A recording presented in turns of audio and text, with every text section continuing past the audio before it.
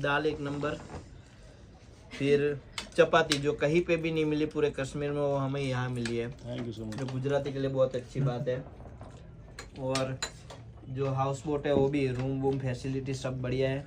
और इमरान भाई का नेचर और जो सपोर्टिव है वो एक नंबर। उन्होंने जो हमें शिकारा राइड करवाई वो भी बढ़िया थी। Thank you so much sir. और जो ये सीटिंग जो साथ में बैठ के खाने का ओवरऑल रेट बहुत अच्छा है इनका, खाने और का भी बहुत अच्छा है। और हाउस और प्राइम लोकेशन पे है। एम्बियंस भी बहुत मस्त है। Thank you so much. Photogenic place है। Thank you so much.